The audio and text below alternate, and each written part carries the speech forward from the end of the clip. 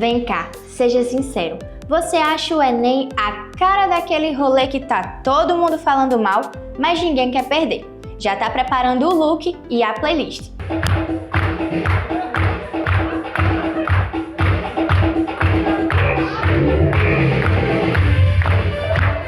Então fica com a gente porque aqui no Nota 10 nós somos os seus DJs do conhecimento e vamos te levar rumo à sua aprovação. Adorei! Então escolhe a sua música preferida, aumenta o volume do seu cérebro porque vamos transformar os seus estudos em hit de sucesso.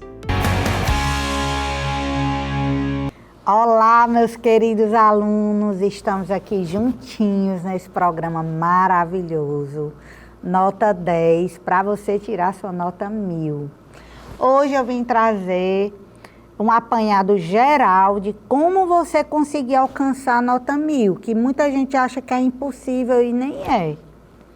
Então é um sonho realizável, tem um passo a passo, se você for certeiro nesse passo a passo, você consegue sim, de forma até rápida. Porém, não é algo simples de fazer, tá? Você tem que seguir o passo a passo. Não é uma mágica, não é sorte. Envolve fator espiritual, que foi Jesus que deu.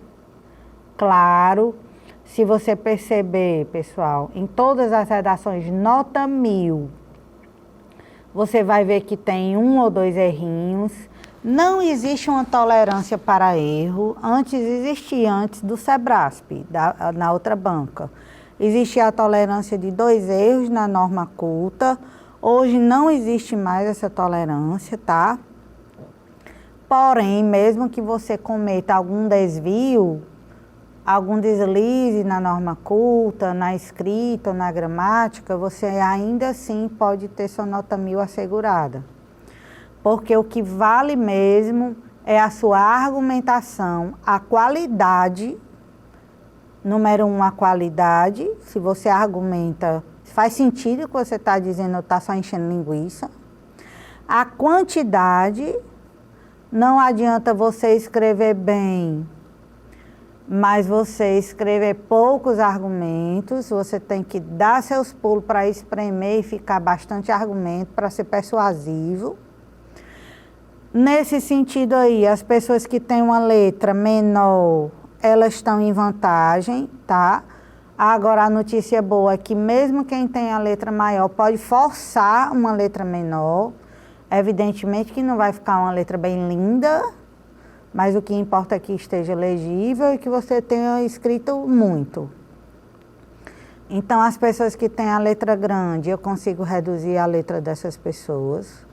As pessoas que têm a letra média, elas naturalmente sentem a necessidade de diminuir a letra para caber mais argumentos, fazem isso de propósito. E a caneta, ela ajuda bastante, pessoal, nesse processo. Por isso que eu estava falando de canetas na aula passada, tá? A caneta que eu gosto muito, que depois eu vou trazer para vocês, é uma da Pilot. Ela tem a tampa separada. Ela não é aquela que dá um clique. Se eu não me engano, o nome dela é BPC Grip. Não sei onde vende, em Mossoró, mas você pode procurar na internet. E depois eu posso trazer bem direitinho a referência. Então, ano passado a gente usava muito uma caneta também da Pilot, da ponta de aço. Só que eu ganhei essa caneta de um aluno meu.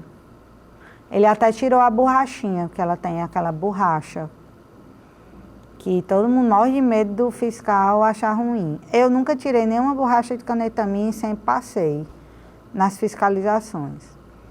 Mas se você quiser evitar algum problema, então tire e corte a borrachinha. Ele já me deu sem a borracha. Foi Pedro que me deu essa caneta.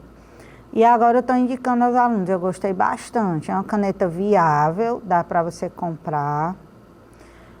Porque a gente usava a primeira vez que eu descobri essa caneta que a gente usava, eu paguei R$50 nessa caneta, lá em João Pessoa, no Shopping Manaíra, na livraria Leitura. Então, Eu fico experimentando as canetas para descobrir canetas para vocês.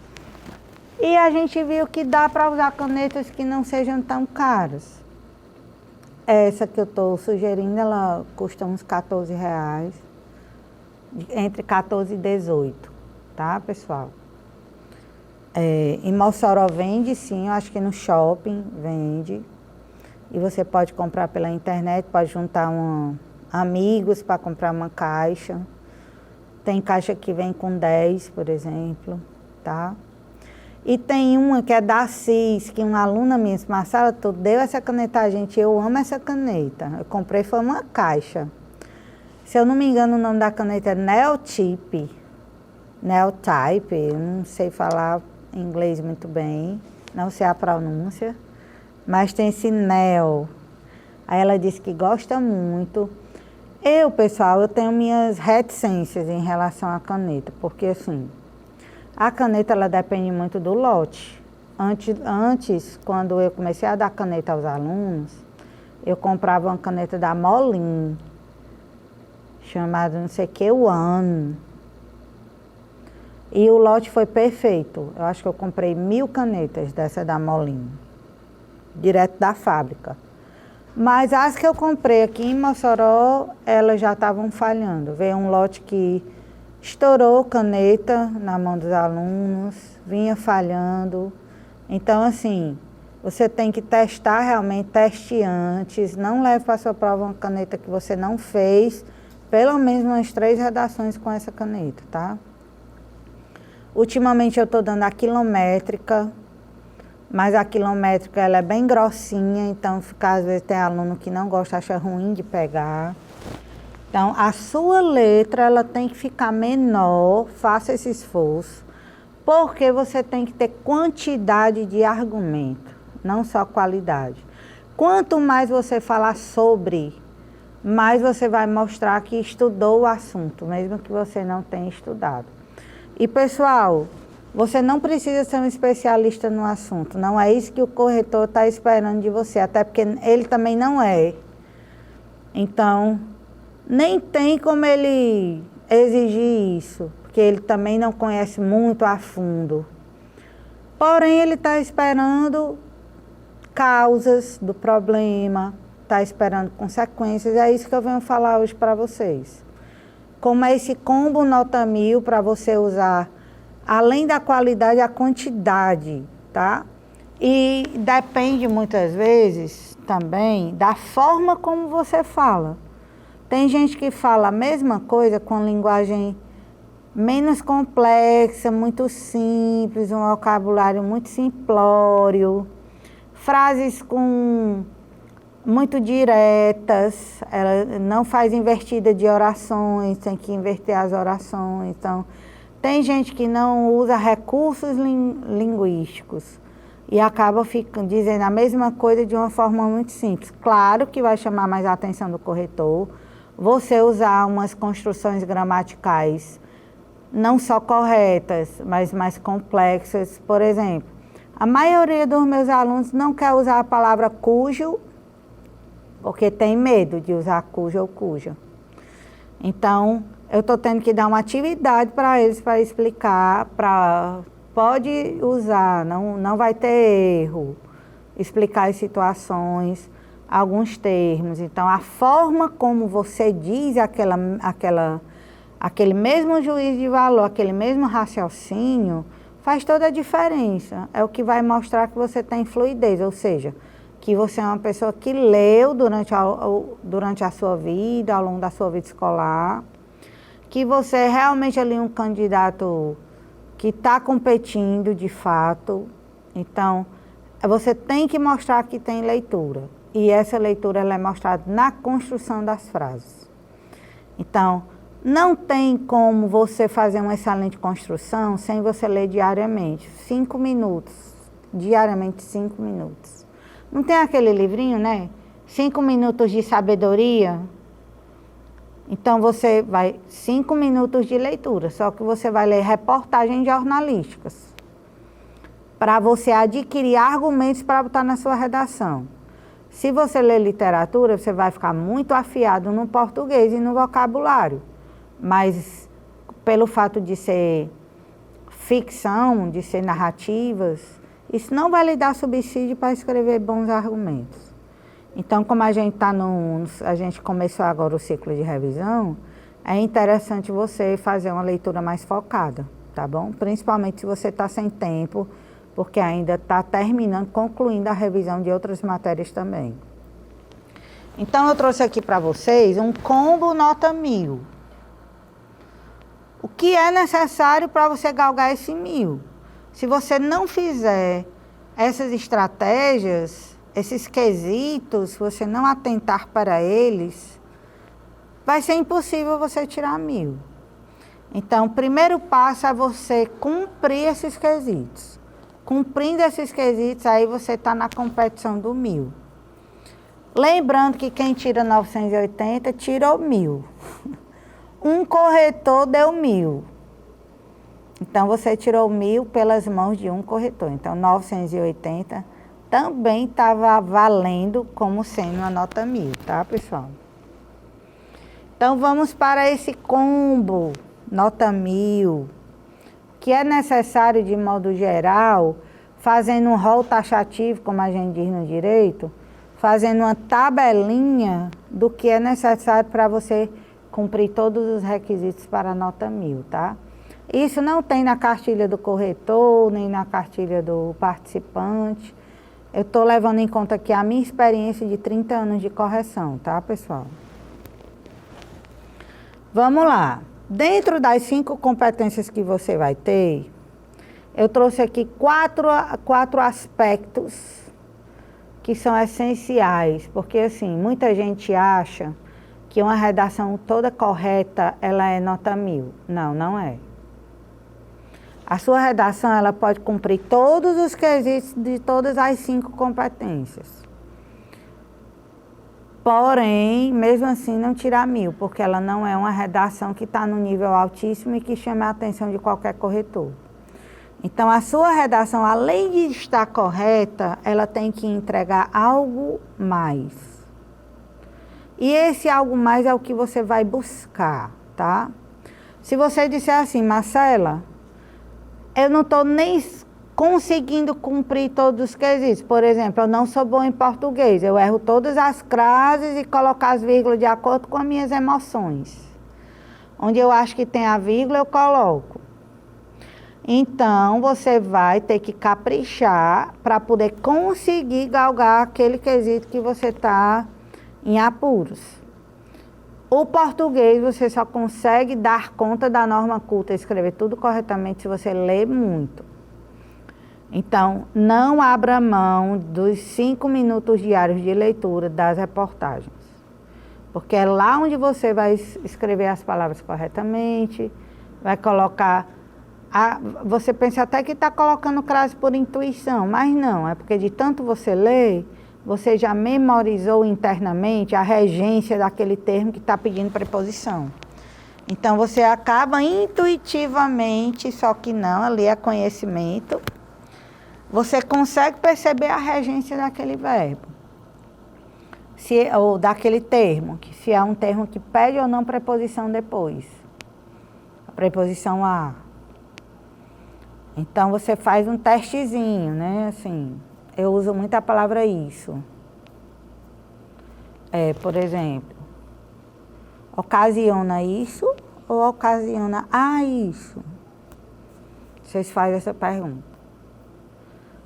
Aí, não precisa do a. Ocasiona isso, ocasiona algo. Não é ocasiona a isso. Tá? Não é ocasiona a isso. Então, assim você descobre a regência do termo. Vou dizer um verbo bem fácil. Telefonar. Telefonar alguém ou telefonar para alguém? Claro que é telefonar para alguém. Então, é uma palavra que pede preposição.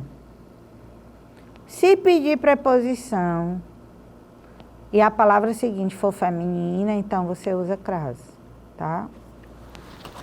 Então, você vai aprendendo sem nem precisar decorar nenhuma regra, quando você é um bom leitor. Quando você é um bom leitor, você naturalmente aprende a gramática.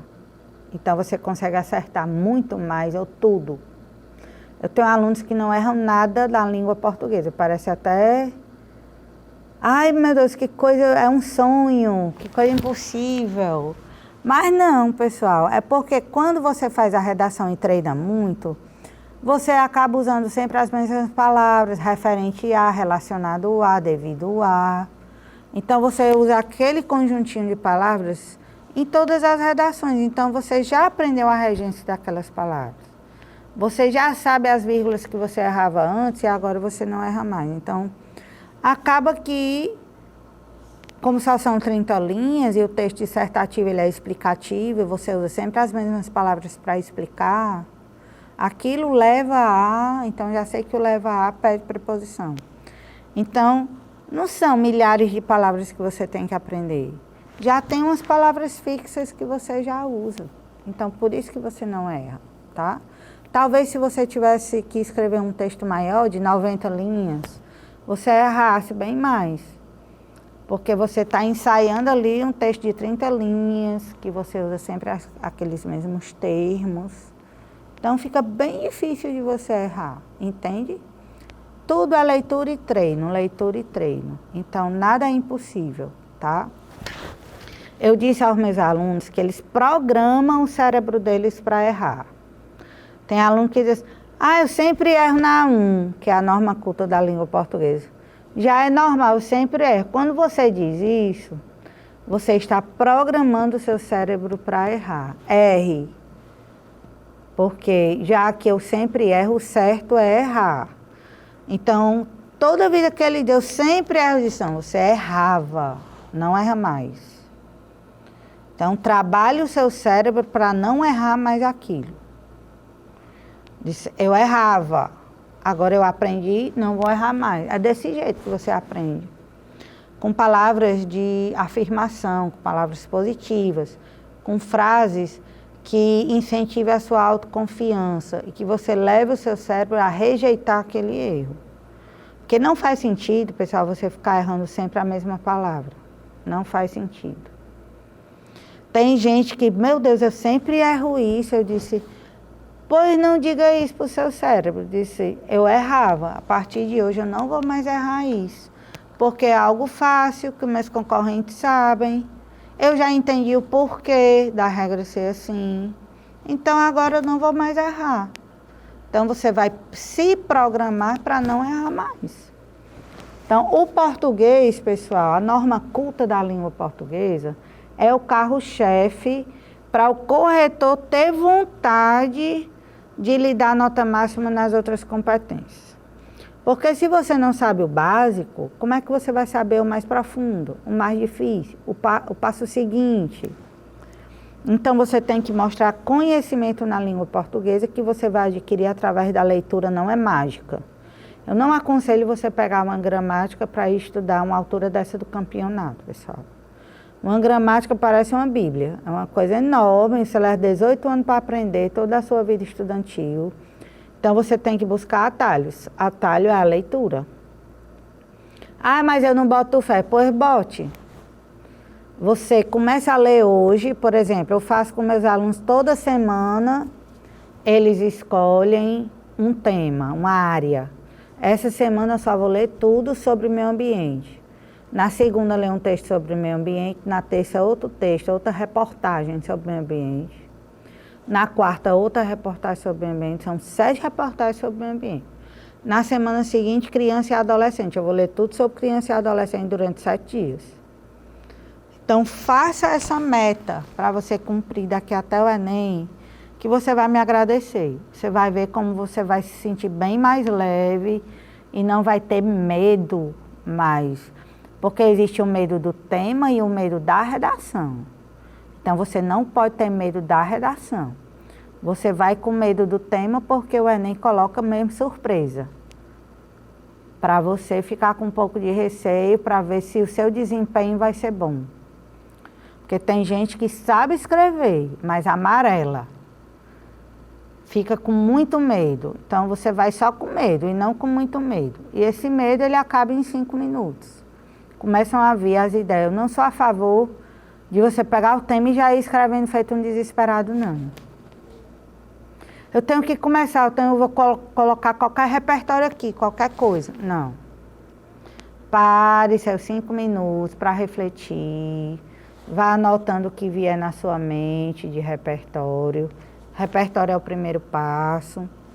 Em segundo lugar, você vai escolher 2 argumentos sobre aquele assunto, sobre aquele problema. Tudo com calma, tá? A redação é calma. Não adianta você se desesperar. Não tive bons resultados de alunos desesperados. Alunos que escreviam a redação em 45 minutos, que escreviam bem rapidamente, que se colocavam na obrigação de assim que pegar o tema já começar a escrever. Não, não é assim, calma. Português é o carro-chefe, todos entenderam, né? Em segundo lugar, como eu falei para vocês, é o repertório, é o fato jornalístico, é algum aspecto histórico da origem daquele problema, é evitar colocar coisas muito usadas por todo mundo, tá? Eu acho muito usado por todo mundo, Revolução Industrial, Revolução Técnico-Científica e Informacional. Então, essa parte histórica que fala sobre tecnologia, eu acho que é uma coisa meio decorada, porque tecnologia é algo recente, tá? De uns 15 anos para cá, no máximo. Então não tem muita... todo mundo acaba escrevendo a mesma coisa, quando vai falar da origem daquilo ali. Então, corram um pouco léguas de repertórios que sejam meio manjados, porque o corretor está de olho nisso, tá? Vai ter alguns repertórios que eles não vão aceitar mais.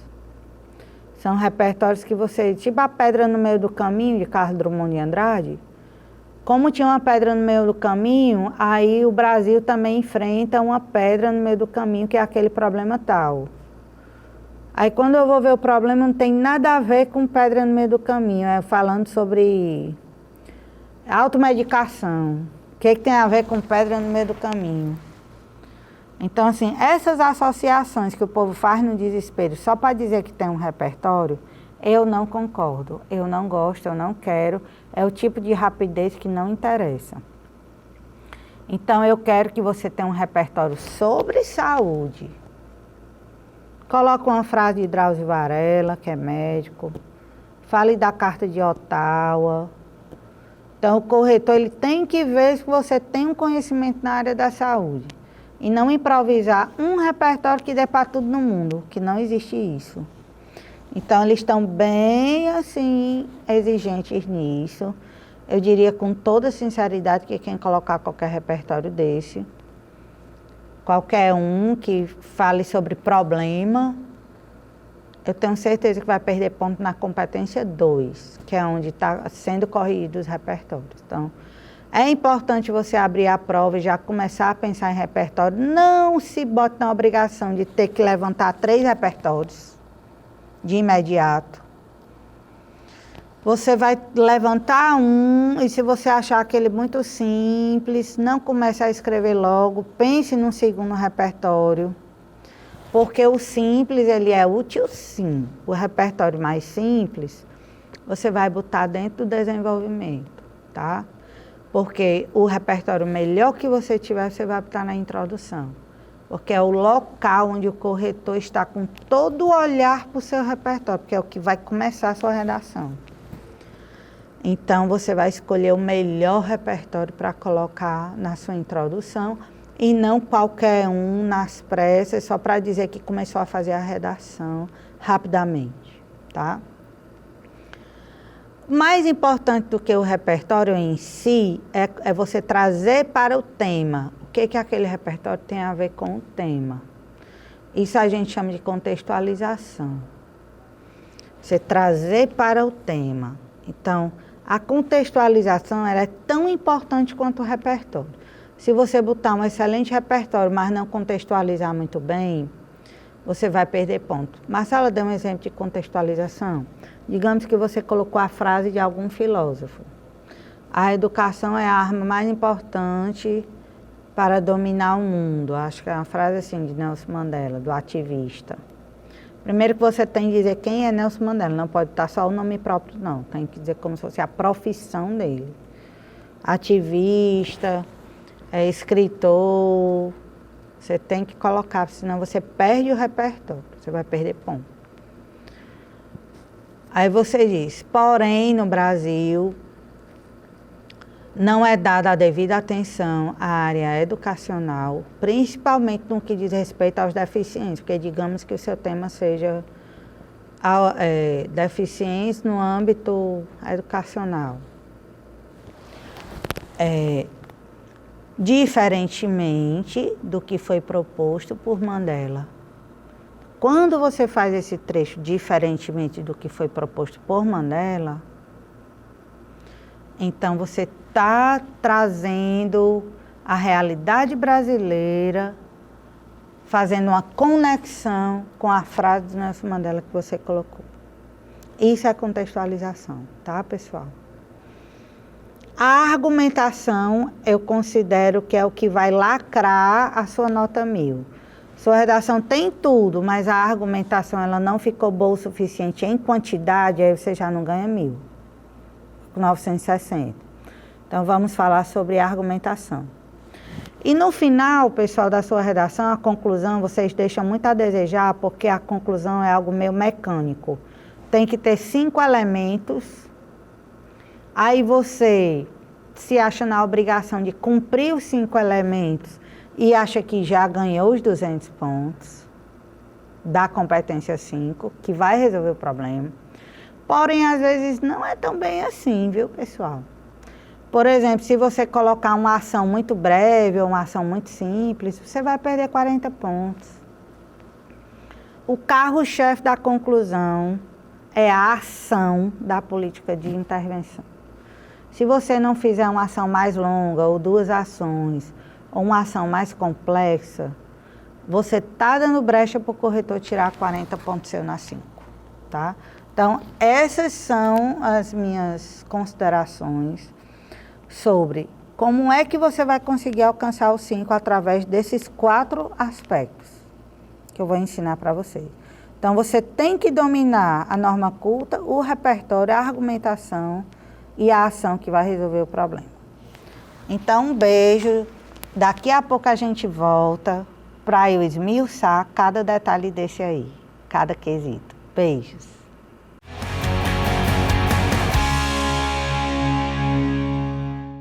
Oi, pessoal, voltamos aqui para dar continuidade aos detalhes que vão te levar ao 1000 a partir desse programa maravilhoso. TCM Nota 10 é um programa que, assim, é o meu xodó atualmente. Desde o ano passado que nós estamos gravando essas aulas. E eu tenho certeza que eu vou ajudar muito vocês nesse processo de deixar a redação mais leve, tá bom, pessoal? Vou dar vários exemplos para vocês. Vocês vão utilizar esses exemplos. Podem copiar os termos que eu colocar, tá? E vai ficar uma redação muito bem produzida, não é obrigado a ser muito sofisticada. E você tem muita chance de tirar 1000, desde que você cumpra a questão da leitura diária, que é o desafio que eu lanço para você até o dia do Enem, tá, pessoal? Vamos falar aqui da norma culta. A norma culta, que é o português, que é o que eu acho mais cheio de detalhezinhos e mais amplo, que você vai conseguir através da leitura, eu coloquei os aspectos aí em que vocês erram mais, tá? A grafia das palavras. De vez em quando a gente erra a grafia de uma palavra, e eu já errei também. É relativamente normal, comum. Porém, você vai fazer de tudo para não errar. De que forma? Você vai ter que se desconectar do seu texto para depois voltar, reler e encontrar o erro antes de passar limpo. Eu não fazia isso, aí por isso que eu errava bastante. Aí agora eu estou me desconectando, porque quando eu vou fazer a redação do Enem, eu não me sinto na obrigação de fazer a prova. Então, eu acabo ficando muito tempo conectada com o texto, com o meu próprio texto, o rascunho que eu estou produzindo. Então, esse ano eu vou usar a estratégia de fazer o rascunho e me desconectar. Vou para a prova de linguagens, que eu gosto muito. Vou para a prova de espanhol, que eu sou formada em espanhol, é a prova que eu sempre acerto todas as questões. Então, eu vou tirar o meu cérebro ali, me desconectar, para quando eu voltar, eu ter uma sensação assim, eita, isso fui eu que escrevi isso? Vixe, como eu sou massa, ou então, não, isso aqui dá para melhorar. E você consegue ver erros que você não veria se você estivesse muito conectado. Por exemplo, no ano de 2020, que o tema foi o estigma relacionado às doenças mentais no Brasil, eu usei a palavra estereótipo no meu texto. E eu acabei errando a escrita, mas eu sei escrever a palavra estereótipo. Porém, eu fui fazer a prova, eu estava com muito medo de pegar Covid.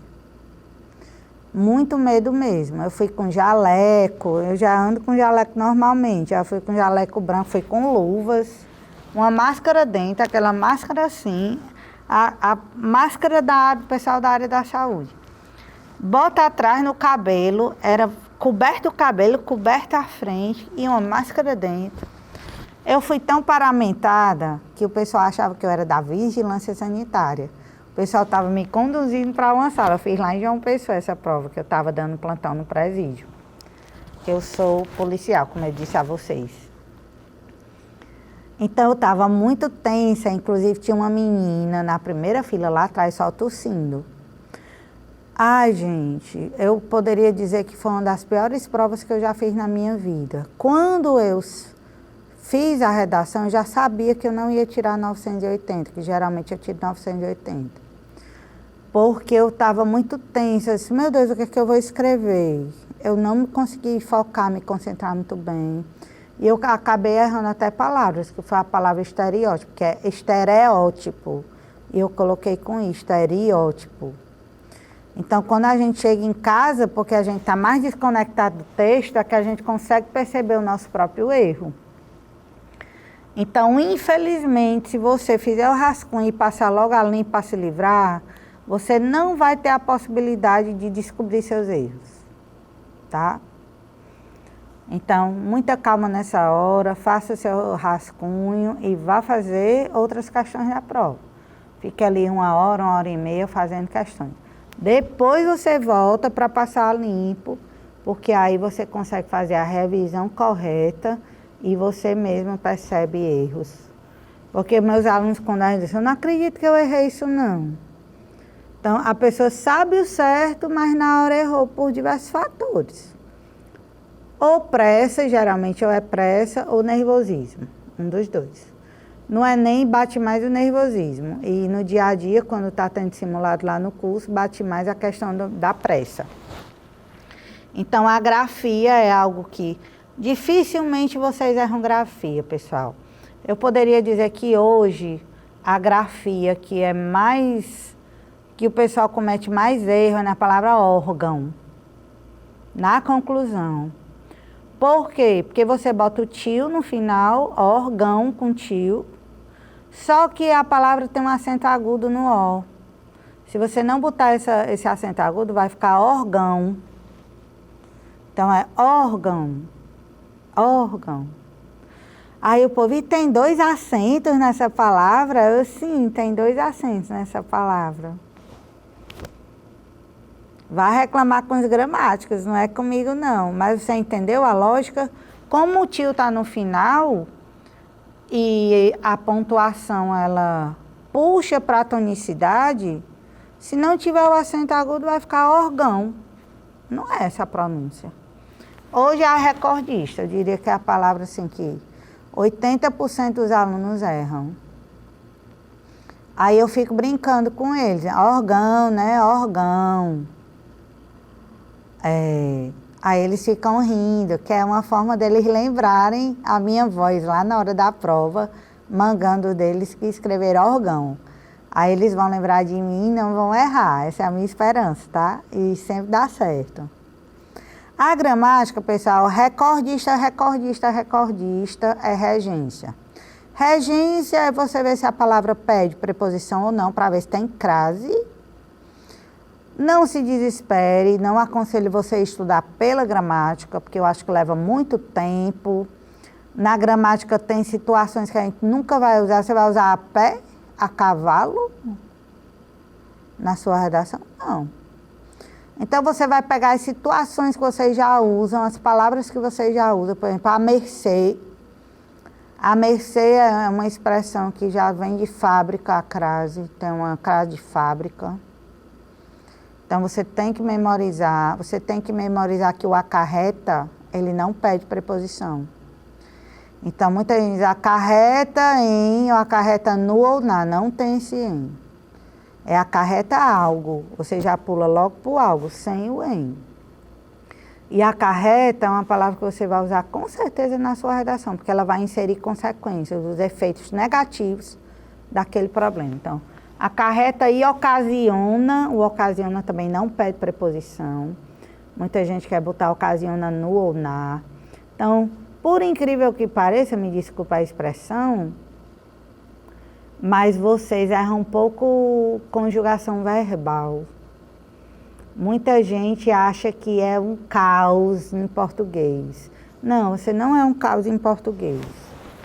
Raramente vocês erram a conjugação verbal. De gramática, o que vocês erram mais é crase e a regência se pede o em ou não. Tá? Por exemplo, tem gente que usa o termo em detrimento e diz em detrimento a alguma coisa. Não, em detrimento do ou da. Em detrimento tem que ter o do ou da depois. Em detrimento quer dizer em prejuízo. Por exemplo, o governo faz isso em prejuízo daquela minoria. Você pode estar em detrimento daquela minoria. Tem que ter o de depois, tá? Então, a grafia, vocês erram pouco. Se você não se desconectar do seu texto, você não vai conseguir fazer a revisão adequada antes de passar limpo. A gramática, pessoal, aconselho você estudar, memorizar só aquele erro que você comete. Se você é uma pessoa que não treina a redação, você nem sabe quais são os erros que você comete. Então, você acaba errando 1 milhão de vezes mais do que qualquer outra pessoa. Porque quando você fizer valendo, você já vai errando. Porque você não tem o hábito de treinar. Então, mesmo com medo, você vai treinar. Ah, mas eu não sei, faça errado mesmo. Sente e escreva. Se coloque na obrigação de escrever, de começar a treinar. Tá? Se não, você vai chegar no Enem sem ter feito nenhuma redação e você vai errar bem mais do que as outras pessoas que treinaram. Então, o treino é muito importante porque ele abre as brechas do seu desconhecimento e dá tempo você tomar uma atitude antes de chegar na prova. E translineação é uma coisa que vocês erram também. Translineação é a forma chique de dizer separação silábica. Separação silábica no final da linha, tá? Vocês erram bastante. Primeiro, eu gostaria de falar sobre o hífen. Gente, o hífen que vai separar a sílaba, que às vezes não cabe a palavra toda no final da linha, aí você separa com o hífen. O hífen, ele vai ficar ao lado da sílaba, todo mundo sabe disso. Só que o seu problema é que às vezes o hífen não cabe dentro da pauta. Aí você acaba botando um hífen bem pequenininho, a metade para dentro e a metade para fora da linha. Não faça isso. Se o hífen não couber dentro, você vai botar embaixo da sílaba, embaixo. E você, vixe, embaixo, eu nunca vi isso. É embaixo. Eu já levei até piada de aluno. E a underline? Mas é embaixo. Se você colocar em cima da pauta, ele se confunde com o acento agudo. Então, não existe hífen em cima da pauta. É embaixo da sílaba, tá certo? E não em cima da sílaba. Então, essa parte da translineação, vocês erram, não ultrapassar da linha. E outra coisa, cuidado quando você for translinear uma palavra que já tem hífen. Por exemplo, bem-estar é uma palavra que já tem hífen. Aí, digamos que você foi fazer a separação silábica, lá no final da linha, botou a palavra bem e o hífen. Como é numa palavra que já tinha hífen, quando você for colocar do outro lado, lá embaixo na pauta, tem que repetir o hífen. Então, serão 2 hífens no final da pauta e no início da outra pauta repete o hífen. Esse segundo hífen que você bota na linha de baixo é para dizer que é um hífen que já existia na palavra. Então, tem que ter 2 hífens. Eu fiquei, assim, muito atenta, porque muita gente, até meus melhores alunos, alguns nem sabiam dessa regra. E é uma regra que existe desde 2013. Então, foi separar a palavra que já tem hífen, torna-se. Aí, torna hífen. Lá embaixo, repete o hífen de novo e bota o si. Para dizer que aquela palavra já tinha hífen. É um hífen da translineação, da separação. E o outro hífen da palavra que já vem trazendo esse hífen na sua composição. Então, esses são os erros que vocês mais cometem na norma culta. A argumentação, pessoal, você vai colocar o máximo de possibilidades de explicações que você puder. Eu trouxe aqui alguns exemplos para vocês. Você vai dizer as causas, por exemplo. Digamos que você, lá na introdução, culpou o governo. No início do seu desenvolvimento, você vai ter que trazer essa informação novamente. Diante do exposto, a negligência governamental é um dos principais fatores que causam isso. Que aí isso é o tema, que eu não sei qual é, você bota lá. Aí, geralmente você bota ponto final e na próxima frase já começa com um repertório, já começa com uma obra literária, uma pesquisa do IBGE. Não. Eu quero que você explique mais. Por que o governo é negligente? Por falta de recursos? Por má administração? Então, esse é um dos principais fatores que levam a não sei o quê, devido à má administração, ou devido à falta de recursos, ou devido à corrupção, em virtude da falta de cobrança da sociedade para que o poder público cumpra com o seu papel. Então, não quero que você coloque só o argumento, eu quero que você explique por quê. Aí, depois é que você vai para o repertório, tá? Depois do repertório, você traz para contextualização o que aquele dado do IBGE tem a ver com o problema no Brasil. Aí você faz mais uma frase e no final você bota os efeitos. Os efeitos você vai inserir desse modo, sendo assim, logo, então, diante disso. Aí você diz uma consequência. Há um nítido desrespeito aos direitos do grupo tal. Geralmente eu não boto só uma consequência, eu boto 2. A segunda consequência, ela é mais subjetiva. O que atinge a cidadania desses sujeitos. O que prejudica a democracia. Então, você bota uma consequência, puxa uma vírgula e bota mais uma. Apostos, pessoal, são explicações. Então, você está colocando ali um motivo, aí diz, o que ocorre desde o período colonial. É uma explicação. Então, é um detalhe a mais que está reforçando a sua explicação do porquê que aquilo ocorre. E orações explicativas, o qual favorece a elite brasileira. Quando você bota o qual, a qual, que. Então, é uma explicação a mais, tá? Então, nem todas as explicações são causas e consequências. Às vezes você está só querendo caracterizar aquele problema, dizer que ele favorece as elites brasileiras. Não é uma consequência, né? A consequência tem que ser uma coisa negativa.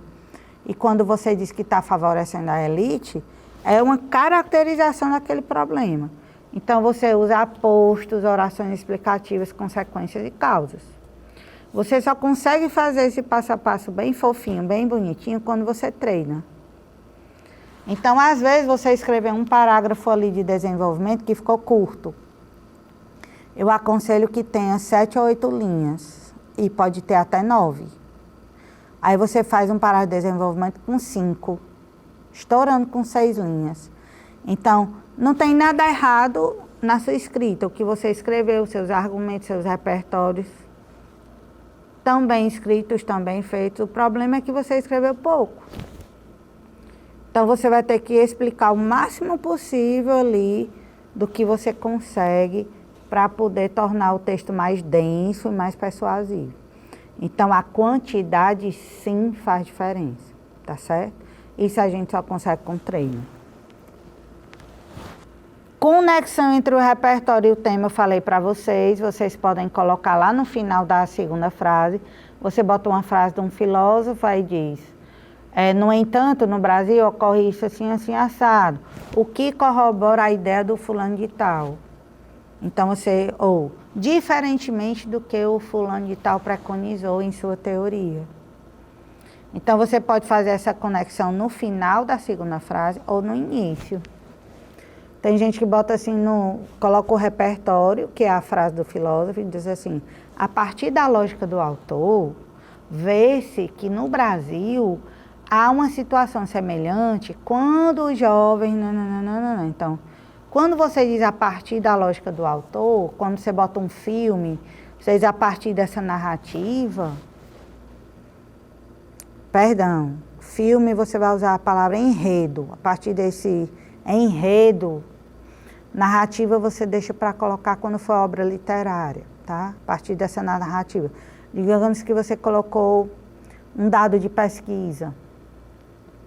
Então você coloca, a partir desses dados, ou a partir desse fato, já que é um fato jornalístico, você pode usar a palavra fato, então você já está fazendo uma excelente conexão do repertório com o problema no Brasil.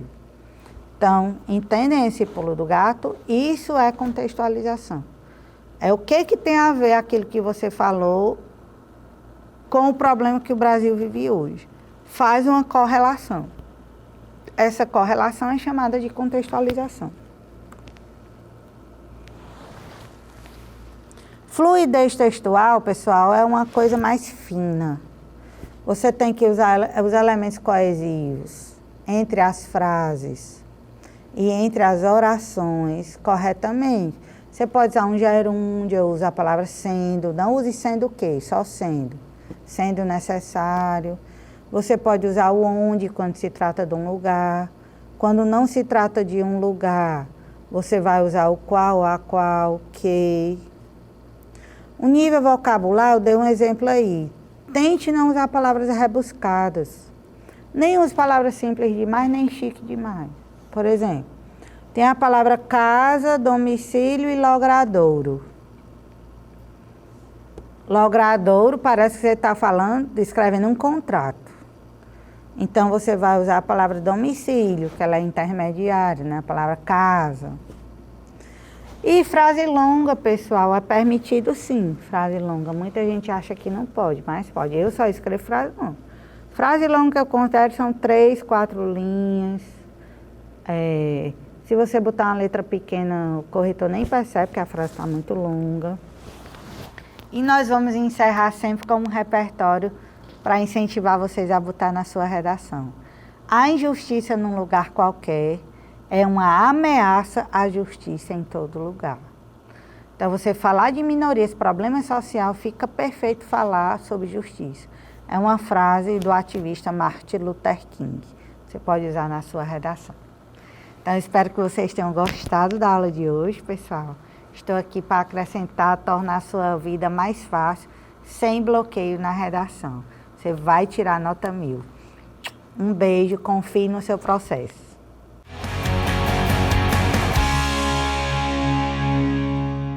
Voltamos, School Friends! E olha, essa aula é tipo aquela música chiclete.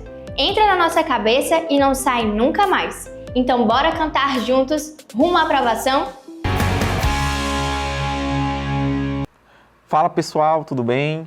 Aqui quem fala com vocês é o professor Samuel Whitley, professor de filosofia, e estamos em mais um encontro, nessa nossa preparação para a prova do Enem, que vai acontecer logo mais, ok? Pessoal, na nossa última aula, aliás, na nossa primeira aula de filosofia desse ano, eu comentei com vocês, aliás, fizemos um pequeno retrospecto acerca dos assuntos que mais caíram na prova do Enem do ano passado, tá bom? Então, eu fiz alguns comentários acerca das tendências do Enem, dos assuntos que mais caíram, sobretudo dentro de filosofia e sociologia. E eu mostrei para vocês que o Enem ele continuou mantendo a sua tradição, de exigir que o aluno domine conceitos filosóficos, domine as características, as condições históricas da filosofia, mas eu comentei com vocês que uma grande novidade que nós tivemos no Enem, desde o ano passado, foi uma certa recorrência da filosofia contemporânea. Lembrando, na nossa primeira aula, eu falei para vocês sobre como a filosofia ela é dividida historicamente, em filosofia antiga, medieval, moderna e contemporânea, e vimos que a contemporaneidade foi um assunto que, de certa maneira, se destacou bastante na prova do Enem. Isso não quer dizer, pessoal, que nós devemos ou possamos ignorar todo o conteúdo clássico, não é? Até porque, pessoal, para a gente poder entender a nossa era, para podermos entender como nós chegamos aqui, é importante que a gente conheça aquilo que esses grandes pensadores refletiram. Ou seja, por mais que o Enem apresente essas tendências, essas características, é extremamente vital que a gente sempre recorra aos clássicos, porque esses problemas que a gente continua vivendo na nossa sociedade hoje são problemas que já existiam na antiguidade, já existiam na Idade Média, de certa maneira, e que esses pensadores tentaram resolver, ok? Então, o que foi que eu pensei para a aula de hoje? Para a aula de hoje, eu vou trazer um tema, pessoal, que eu confesso que eu sou um pouco suspeito a falar. Por quê, pessoal? Porque esse tema é um dos meus temas favoritos dentro da filosofia, tá bom? Porque é um tipo de pensamento que não fica apenas no campo da abstração, sabe? Não é aquele pensamento extremamente denso, profundo, de certa maneira viajado, como a gente costuma associar com o ensino de filosofia, porque é um tipo de saber que tem um certo viés prático, ou seja, é um tipo de conhecimento que pode servir para a nossa vida hoje. Então, mesmo tendo sido pensado há mais de 1.500 anos, 2.000 anos, esse tipo de reflexão dentro desse mundo que a gente vive, desse mundo globalizado, desse mundo caótico, por assim dizer, pode ser de extrema valia para as nossas vidas. Então, na aula de hoje, iremos falar sobre a filosofia helenística, tá bom? Vou explicar para vocês quais são as condições históricas dessa fase da filosofia. Veremos quais foram as principais correntes de pensamento da filosofia helenística e veremos como que esse assunto caiu no Enem, tá certo? Então, a aula de hoje, filosofia helenística. Pessoal, a filosofia helenística, geralmente, dentro dos conteúdos programáticos, das disciplinas e das diretrizes curriculares, tanto no nível básico como no nível superior, ela costuma ser inserida naquilo que a gente chama de antiguidade para antiguidade tardia. Então, vai ser um período onde a gente vai ter, entre aspas, essa transição entre o mundo antigo e o mundo medieval. E, de forma didática, a gente costuma dizer que a filosofia helenística faz parte da filosofia antiga, porque ela está muito associada com as condições históricas que faz parte desse período. Como a gente já viu nas primeiras aulas, nas aulas que tivemos de filosofia, de história, de outras disciplinas, a gente percebeu que a Grécia ela foi uma importante civilização para a nossa história enquanto humanidade. Então, muito do que a gente tem hoje, em termos de democracia, de própria filosofia, teatro, poesia, vai vir da contribuição que os gregos nos deram. Então, historicamente, a gente sabe que a Grécia foi uma grande civilização na história humana, e que ela, assim como a própria Mesopotâmia, o Egito e a Roma, foram civilizações extremamente cruciais para o desenvolvimento do mundo ocidental. A gente costuma dizer, pessoal, que a filosofia helenística ela vai ter início quando a Grécia, que era essa civilização pujante, vai passar por certas crises, tanto no âmbito político quanto no âmbito econômico e social.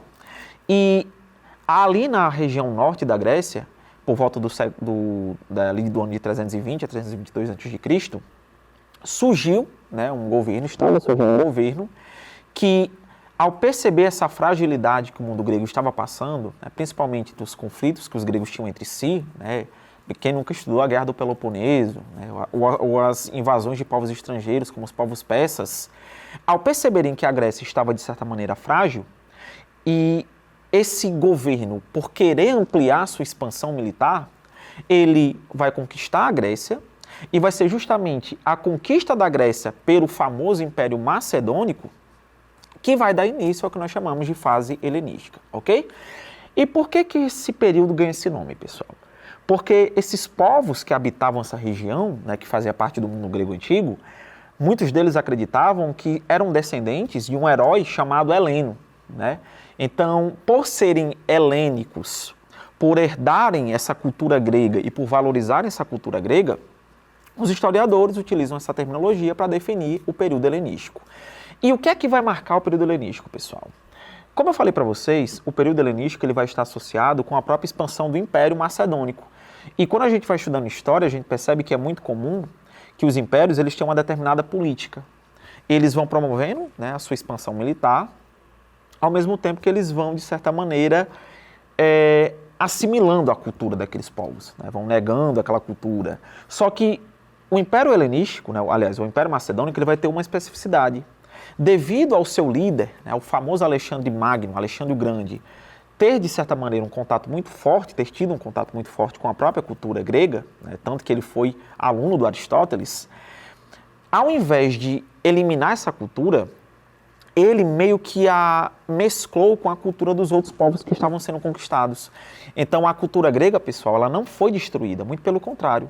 Ela foi, de certa maneira, ressignificada e vai ser através do Império Macedônico que essa cultura vai ser disseminada para outras regiões, ok? Tá bom. Estamos falando de uma civilização que está perdendo o seu poder. Estamos falando de uma civilização que, de certa maneira, está se enfraquecendo. O que é que isso vai acarretar? Devido a todo esse caos, a toda essa instabilidade que estava afligindo o mundo grego, os cidadãos, né, que viveram nesse período começaram a viver uma certa sensação de muita angústia, de muita tristeza, de muita melancolia. Porque pensa comigo, galera, de uma hora para outra o seu mundo ele cai. A sua civilização, que era uma civilização muito forte, começa a cair. Então, as pessoas começaram a sofrer bastante devido a esse cenário de instabilidade que marcava o período helenístico.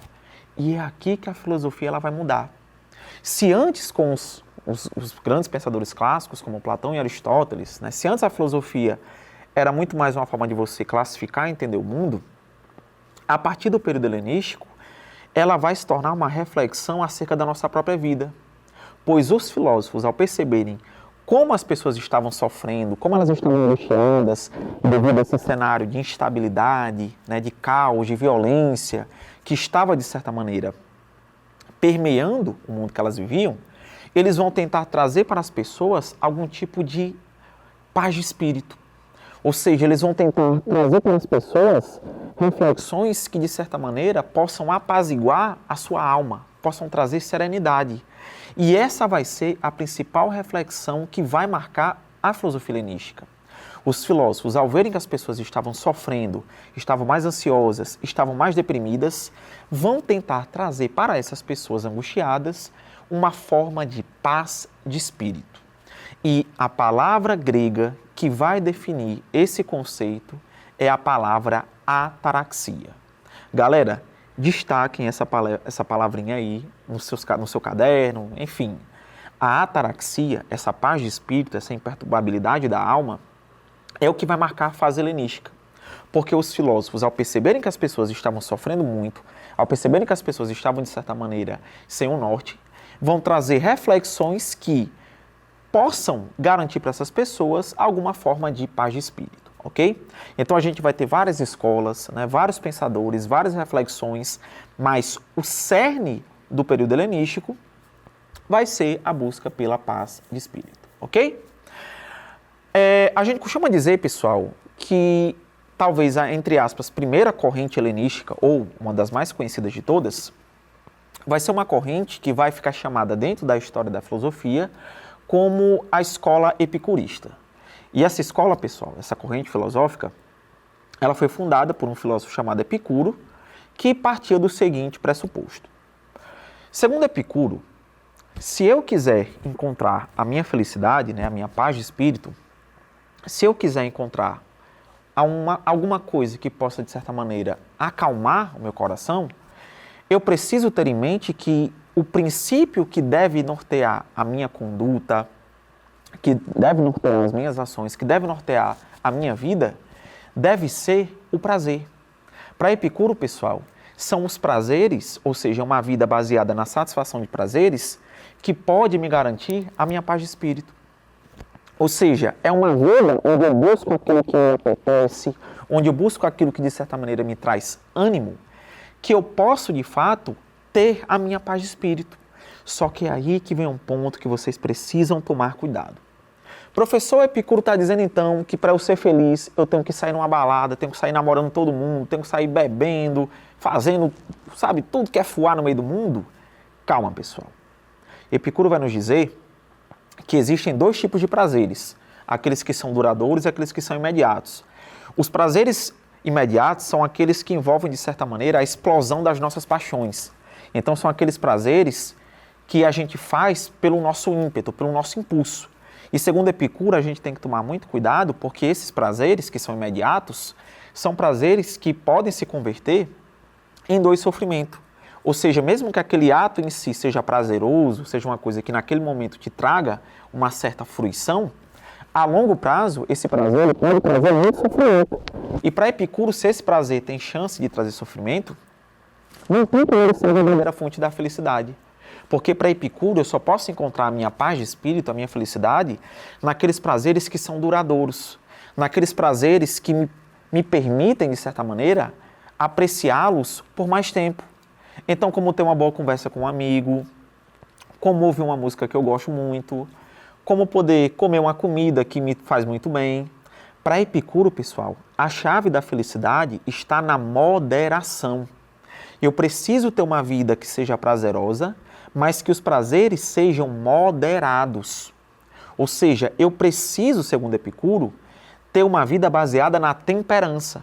Eu não posso deixar que as minhas emoções, né, que as minhas paixões, guiem a minha vida a todo momento. Porque se eu faço isso de forma incessante, se eu sempre estou ali tentando satisfazer aquele prazer, eu nunca vou me satisfazer.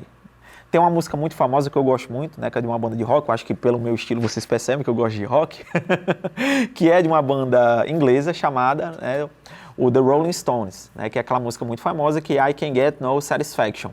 Então o que é que o Mick Jagger fala naquela música? Ele fala que eu não consigo me satisfazer, eu quero mais e melhor, eu quero mais e melhor. É mais ou menos o que Epicuro está dizendo aqui pra gente, pessoal. Para Epicuro, a gente tem que tomar cuidado porque esses prazeres que são mais carnais, eles sempre querem estar sendo saciados. E esse prazer, ele pode se tornar um vício.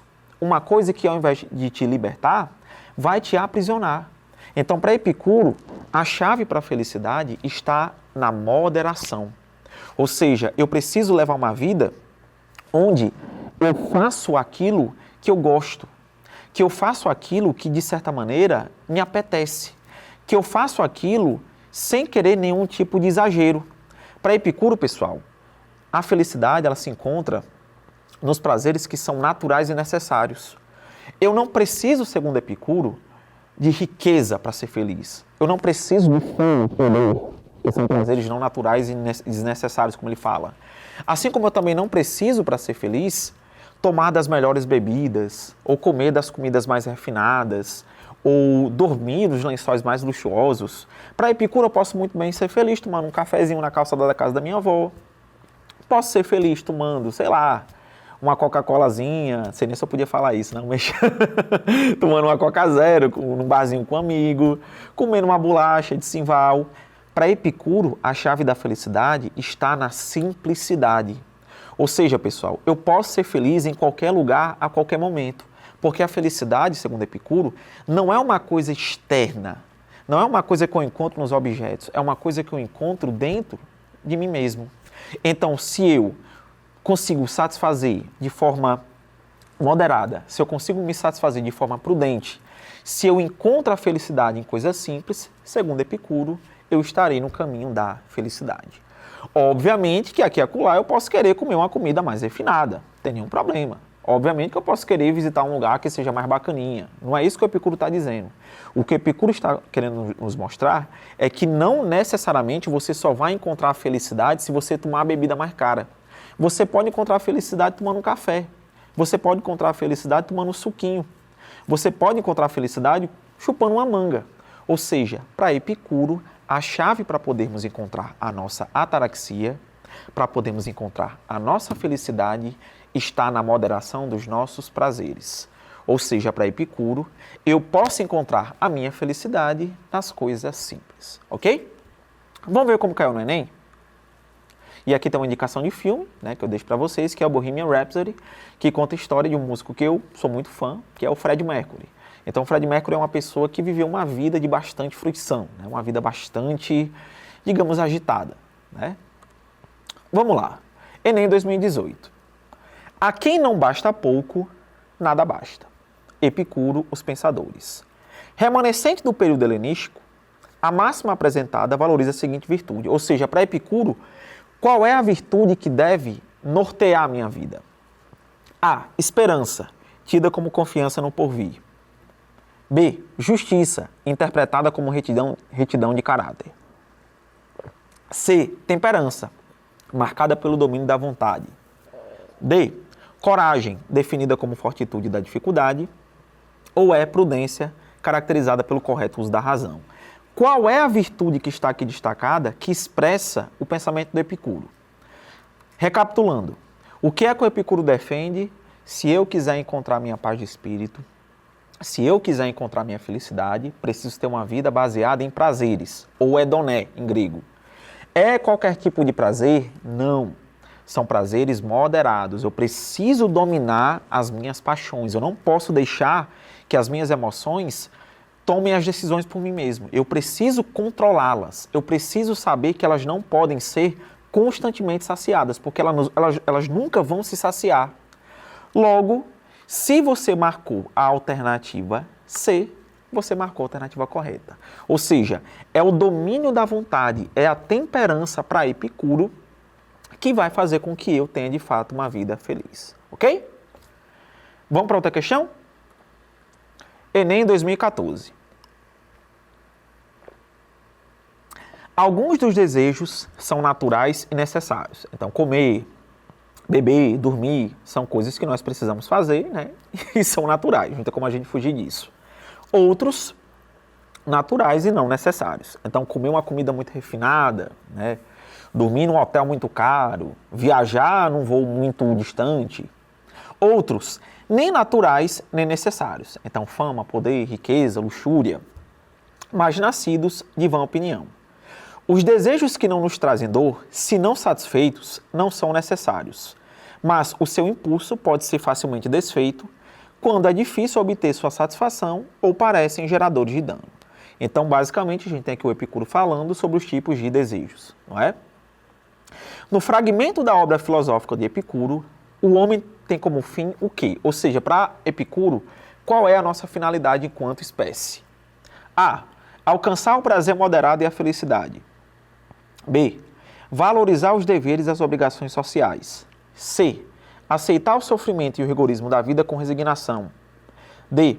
Refletir sobre os valores e as normas dadas pela divindade. E. Defender a indiferença e a impossibilidade de se atingir o saber. Então, para Epicuro, qual é a minha finalidade? O que foi que eu acabei de comentar com vocês? Segundo Epicuro, nós devemos ter uma vida baseada em prazeres, porque é uma vida baseada em prazeres que vai garantir a minha paz de espírito. Ou seja, é uma vida prazerosa que vai fazer com que eu consiga, de fato, encontrar uma serenidade para a minha alma. Só que eu não posso recorrer a qualquer tipo de prazer. Então, tome muito cuidado quando você receber aquela mensagem do oi sumido, oi sumida. Tome muito cuidado.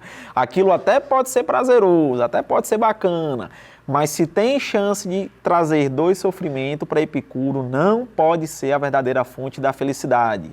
Ou seja, eu preciso ter uma vida o quê? moderada. Eu preciso ter uma vida regrada. E a única alternativa que fala sobre isso, sobre você satisfazer os seus prazeres para poder encontrar a felicidade, é a alternativa A. Ok, galera? Ou seja, é a moderação que vai de fato me garantir a minha plena felicidade. Professor, por que não é a B? Porque em nenhum momento o Epicuro fala sobre termos que seguir aquilo que a sociedade manda. Por que não é assim? Porque ele também não fala que a gente deve aceitar a vida, né, com resignação, devemos ser passivos, então toda mudança que vem a gente fica, oh, que coisa bacana, que lindo. D, refletir sobre os valores e normas dadas pela divindade. Ele sequer fala sobre a entidade. Perceba que o pensamento do Epicuro, ele tem um certo aspecto um tanto laico, de certa maneira. Defender a indiferença e a impossibilidade de se atingir o saber. Ele sequer fala isso, né? Nem envolve sabedoria, conhecimento, que o conhecimento não é possível. O que é que o Epicuro aborda? Ele está abordando o caminho para a felicidade, ou seja, letra A, ok? Bom, pessoal, eu espero que vocês tenham entendido, né, esse conteúdo, espero que vocês tenham gostado e principalmente eu espero que vocês tenham refletido acerca da sua vida, tá bom? Então, no nosso próximo bloco, iremos continuar falando sobre a filosofia helenística, beleza? Saindo do pensamento epicurista e iremos começar falando um pouquinho sobre o pensamento estoico, que também, né, assim como o epicurismo, é uma filosofia que tem uma reflexão que pode ser bem interessante para a nossa vida. Então, até mais, pessoal, até daqui a pouco. Tchau!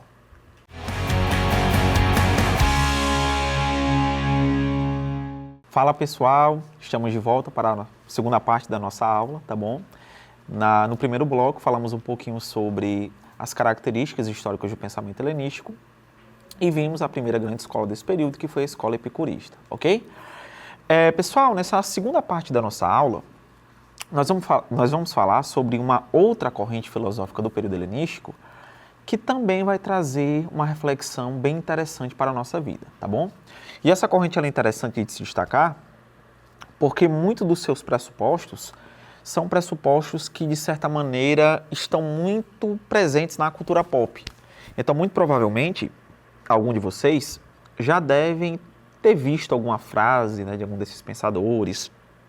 E se brincar, muitos de vocês podem até já ter tatuado alguma frase ou outra, né? Porque a escola estoica, né, ou chamado pensamento estoicista, o estoicismo, de forma geral, é de longe a escola filosófica helenística mais influente, tá bom? Então, muito do que a gente tem hoje, né, como parte da, inclusive, grande parte, né, alguns aspectos da própria psicologia são influenciadas, né, tem influências do pensamento estoico, tá bom?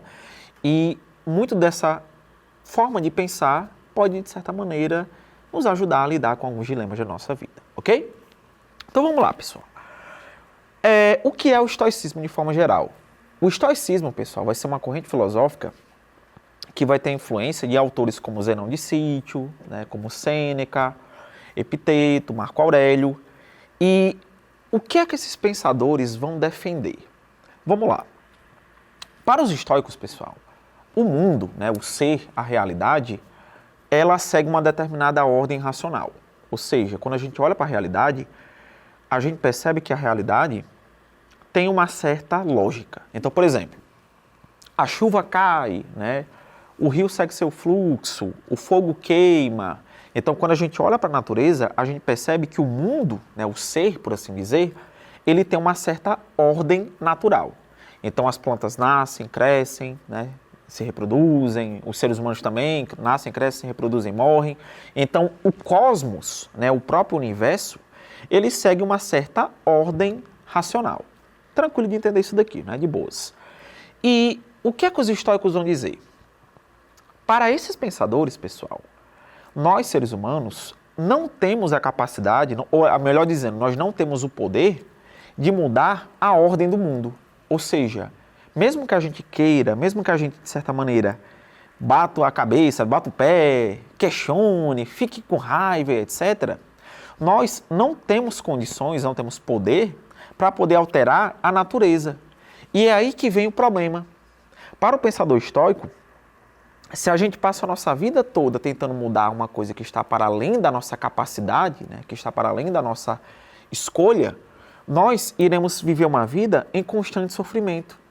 Ou seja, se eu tento mudar uma coisa que não depende de mim, né, uma coisa que depende de fatores externos, eu vou ter uma vida em constante sofrimento. Logo, se eu vivo conforme a natureza, ou seja, se eu me integro ao universo, né, se eu de fato sigo aquilo que o universo determina, eu irei sofrer bem menos e serei mais feliz. Eu posso, pessoal, segundo os estoicos, não mudar o mundo ao meu redor. Eu posso não ter poder para mudar o mundo, né, para poder mudar a sociedade, poder mudar as coisas. Mas eu posso mudar a minha forma de lidar com elas. Ou seja, pessoal, existem coisas na vida que de fato dependem da nossa vontade, que a gente pode de fato mudar, assim como existem coisas que não dependem de nós. E se nós passamos a nossa vida toda nos martirizando por coisas que dependem de fatores externos, para os estoicos estaremos em constante infelicidade. Então, se eu aceito a vida como ela é, se eu aceito as coisas como elas são, se eu vivo conforme a ordem do universo, eu irei sofrer bem menos e serei mais feliz. Uma expressão, pessoal, que é muito utilizada hoje no mundo contemporâneo, que representa um pouco desse pensamento estoico, é uma expressão que vai ser, de certa maneira, popularizada por um filósofo contemporâneo chamado Nietzsche, que é a expressão amor fati, né, que é uma expressão latina que significa amor ao destino. Então, é feliz aquele que ama a vida com tudo aquilo que ela pode lhe oferecer, seja de bom, seja de ruim. É feliz aquele que vive a vida com tudo aquilo que a vida pode lhe proporcionar. Então, se eu aceito que existem coisas que ainda têm, se eu aceito que existem eventos externos que estão para além do meu poder, e se eu aceito a vida como ela é, eu irei sofrer bem menos e serei bem mais feliz. Eu posso não mudar o mundo, posso não mudar as coisas, mas eu posso mudar a minha forma de lidar com elas. Ou seja, eu posso não mudar a sociedade, posso não mudar algum evento externo a mim, mas eu posso, de fato, sim, mudar a minha maneira de me relacionar com ele. Para ficar mais simples. Ai, professor, na escola tem uma menina ou menino que está fazendo fofoca minha. E isso está mexendo com a minha cabeça. Quem é professor, né, vive vendo esse tipo de dilema. O que é que o estoico diria para esse aluno? Meu filho ou minha filha, você pode entrar na cabeça da pessoa que está falando mal de você e você pode mudar a impressão que ela tem sobre você? Não. Você pode evitar que essa criatura, em qualquer lugar que esteja, deixe de falar no seu nome? Claro que não, até porque você não é o Jason, né, que consegue fazer, enfim, consegue se teletransportar. Ou seja, por que você vai ficar se preocupando com uma coisa que você não tem poder de mudar? Então, esse é o lema do estoicismo, pessoal. Eu não devo deixar que coisas que estão para além da minha capacidade me aflijam.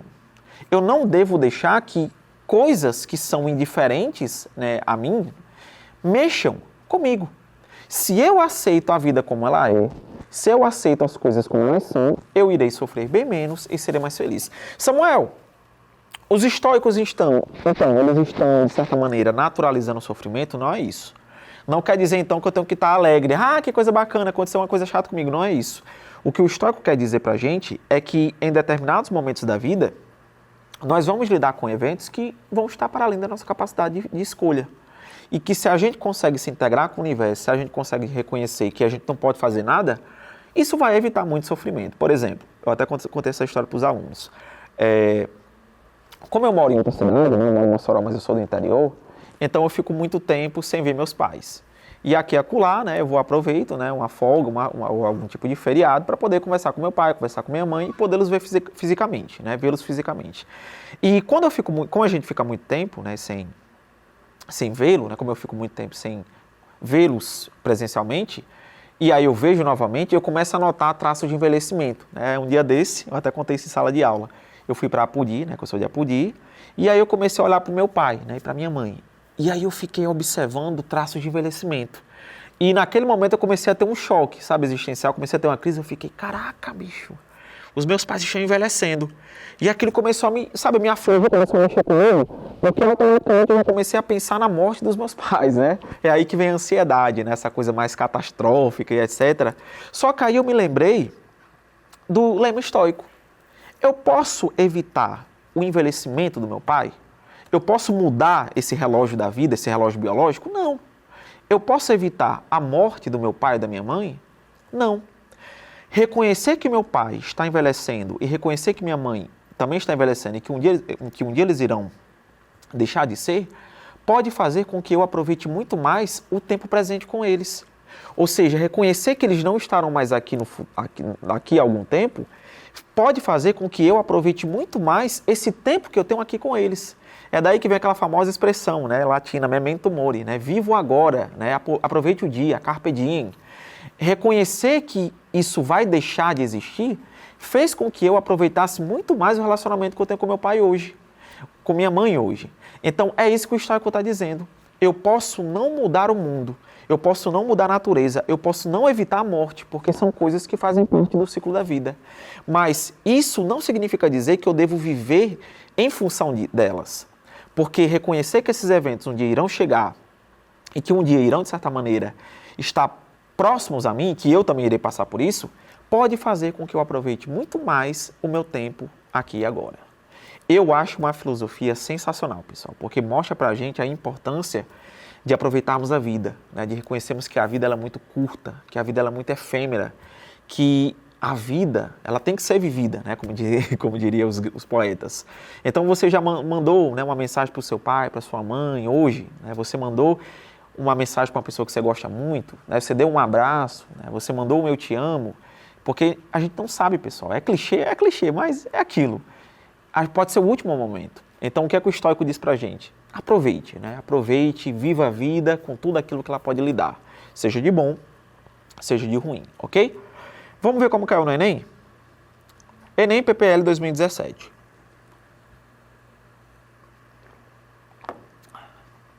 Jamais, a respeito de algo, de coisa alguma, digas, eu a perdi, mas sim, eu a restituí. O filho morreu, foi restituído. A mulher morreu, foi restituída. A propriedade me foi subtraída, então foi restituída. Abre aspas. Mas quem a subtraiu é mau. Ponto. O que te importa por meio de quem aquele que te dá, a pede de volta? Na medida em que ele der, fez uso do mesmo modo de quem cuida das coisas de outrem. Do mesmo modo como fazem os que se instalam em uma hospedaria. Então aqui a gente tem um texto clássico, né, do Epiteto, que é um pensador do estoicismo. A característica do estoicismo, presente nessa citação do filósofo grego Epiteto, é o quê? Ou qual é a característica? A. Explicar o mundo com números. B. Identificar a felicidade com prazer. C. Aceitar os sofrimentos com serenidade. D. Questionar o saber científico com veemência. Ou E. Considerar as convenções sociais com desprezo. Qual é a característica do estoicismo que está dentro dessas alternativas aqui? O que é que o estoico defende? A natureza segue uma determinada ordem.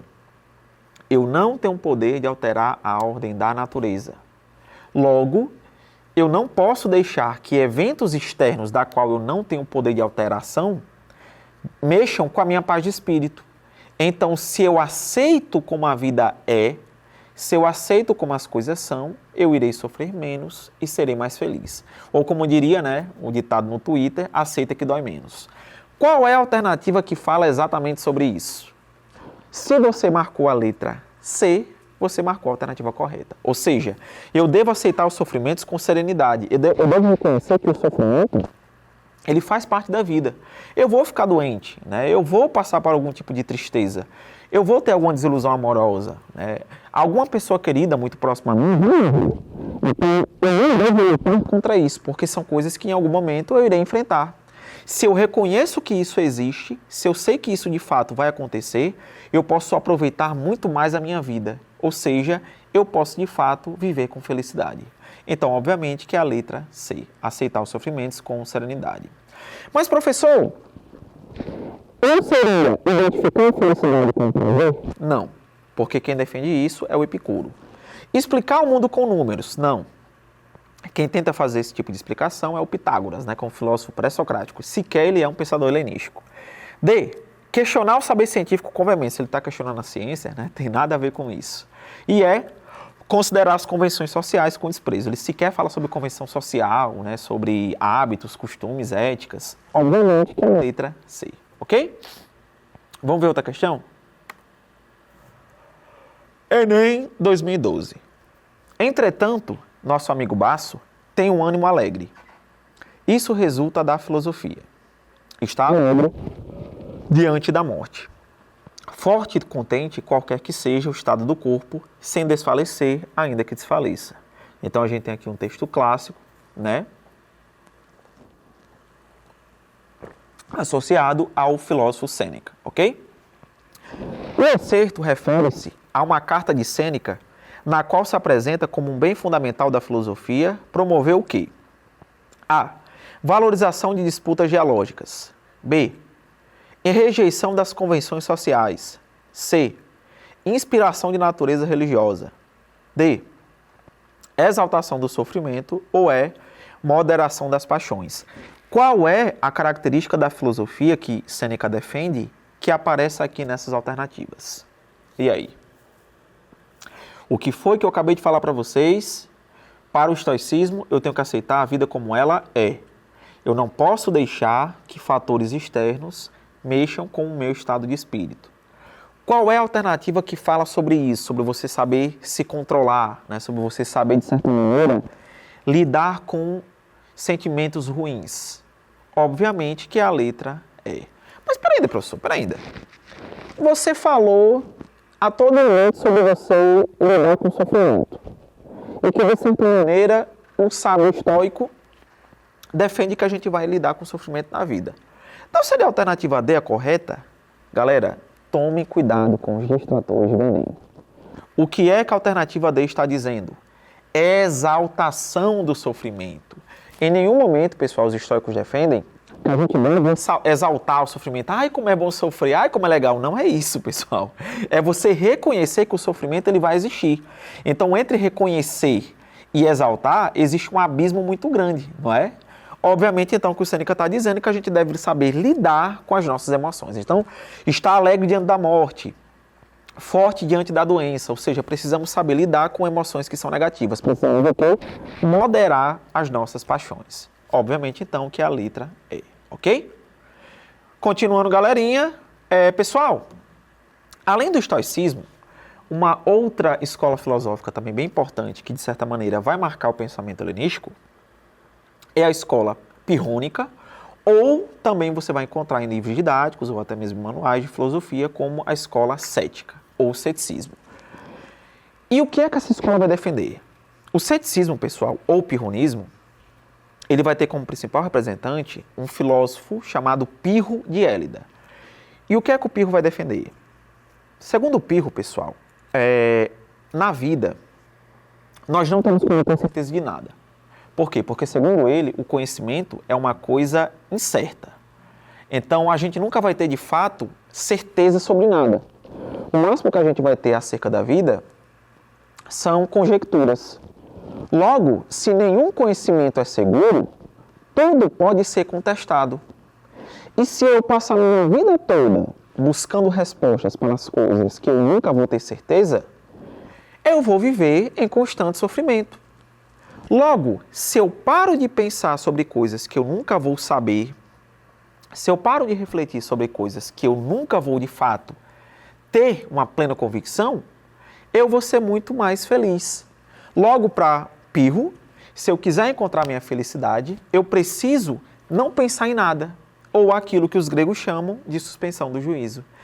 Galera, para o ceticismo, não tem como a gente chegar à verdade, porque todo conhecimento é inseguro, todo conhecimento traz questionamento. E se a gente passar a nossa vida toda tentando encontrar uma verdade, tentando encontrar uma certeza, sendo que o próprio mundo nos mostra que a gente nunca pode ter certeza de nada, estaremos em constante sofrimento. Logo, é feliz aquele que suspende o juízo, aquele que não pensa em nada. Em grego, a expressão é poké. Samuel, não entendi, professor. Vamos pensar aqui sobre uma reflexão que todo mundo em algum momento já fez na vida. Deus. Em qualquer momento da sua existência, seja você criança, seja você adulto, você já deve ter pensado sobre a existência de Deus. Rapaz, será que Deus existe? Será que sim? Será que não? E se existe, qual é o Deus correto? Será que existe esse negócio de Deus correto? Então, é uma reflexão que todo ser humano já deve ter feito na sua vida. É uma reflexão que faz parte da nossa condição existencial. Vamos pensar filosoficamente.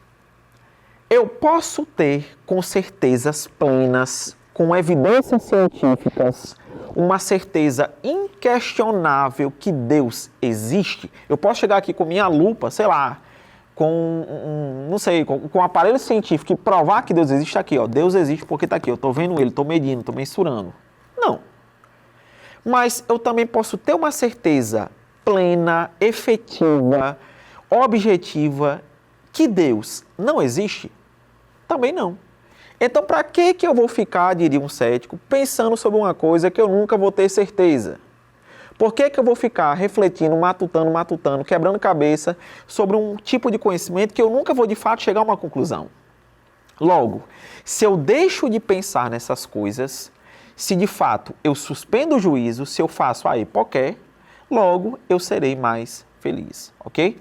Então é um tipo de filosofia que tem uma visão muito questionadora acerca da realidade, porque para eles o conhecimento é uma coisa impossível, né? É uma visão tanto quanto radical, né? Porque de fato, quando a gente observa o mundo, a gente sabe que podemos ter conhecimento, mas é uma reflexão que mostra pra gente que muitas vezes a gente fica pensando sobre coisas que de fato nunca iremos saber, não é? Ai, Samuel, por que meu namorado ou minha namorada me traiu? Você não sabe, então para que você vai ficar pensando nisso, né? Ai, Samuel, por que aquela pessoa que eu gostava tanto fez aquela sacanagem comigo? Você vai saber a verdade? Não. Então para que você vai ficar pensando nisso? Então, a hipoqué é a palavra que define a escola cética ou escola pirrônica, ok? Vamos ver como caiu no Enem? Enem 2016. Pirro afirmava que nada é nobre nem vergonhoso, justo ou injusto, e que, de certa maneira, nada existe do ponto de vista da verdade, que os homens agem apenas segundo a lei e o costume, nada sendo mais isto do que aquilo. Ele levou uma vida de acordo com esta doutrina, nada procurando evitar e não se desviando do que quer que fosse, suportando tudo, carroças, por exemplo, precipícios, cães, nada deixando ao arbítrio dos sentidos. Então, o que é que Pirro está dizendo aqui? Que eu não posso ter certeza sobre nada, porque conhecimento é uma coisa que é incerta. O ceticismo, conforme sugerido no texto, caracteriza-se por quê? Ou seja, o que é que caracteriza o ceticismo? A. Desprezar quaisquer convenções e obrigações da sociedade. Pirro fala que eu devo mudar a sociedade, que eu devo rejeitar as leis. Se o texto fala que ele vivia conforme a lei, conforme os costumes, como é que ele rejeita isso? B. Atingir o verdadeiro prazer como o princípio e o fim da vida feliz. É Pirro que defende que os prazeres são a verdadeira fonte da felicidade? Não, quem fala isso, né, é o Epicuro. Vamos aqui para E. Agir de forma virtuosa e sábia a fim de enaltecer o homem bom e belo. Ele fala sobre isso, sobre o homem ser belo, ser bom. E sobre a letra C e a letra B. Qual é a alternativa correta? Ora, o que foi que eu falei aqui? Nós não podemos ter certeza de nada. Nós não podemos chegar, segundo Pirro, a conclusões definitivas sobre a vida. Logo, se eu passo minha vida toda pensando sobre coisas que eu nunca vou saber, eu vou estar em constante o quê? Sofrimento. Se eu suspendo o juízo, se eu paro de ficar pensando em coisas que eu não posso saber, eu vou de fato ser mais feliz. E a única alternativa que traz essa ideia é a letra C. Então, para Pirro, eu preciso ser indiferente e preciso reconhecer que eu nunca vou ter nenhum tipo de certeza. Porque, segundo ele, o conhecimento, então, é uma coisa impossível, ok? Galera, essa foi a nossa aula de hoje, tá bom? Eu espero que vocês tenham entendido, né? Espero que vocês tenham gostado. Espero que, antes de tudo, né, vocês tenham feito reflexões, porque isso que eu acho massa da filosofia, né? É um tipo de disciplina que ela tem, né, as suas características como qualquer outra, mas ela traz uma reflexão para a nossa própria existência, né? Ela faz a gente refletir sobre a nossa vida. E eu espero que, além de você ter saído com mais preparo para o Enem, você também tenha feito algumas reflexões. Então, tchau, galera. Beijos, abraços. Até a próxima. Bons estudos e fui! A aula de hoje tá chegando ao fim, mas calma que tem muitas playlists vindo por aí. Então anota na agenda. Segundas e sextas-feiras, às 21h15 e aos sábados, às 16 horas, tem mais episódio do Nota 10. E aos domingos, tem reprise. E para não ficar de fora de nada que acontece por aqui, segue a gente nas redes sociais. É o TCM10 HD. Beijos, School Friends, e até a próxima!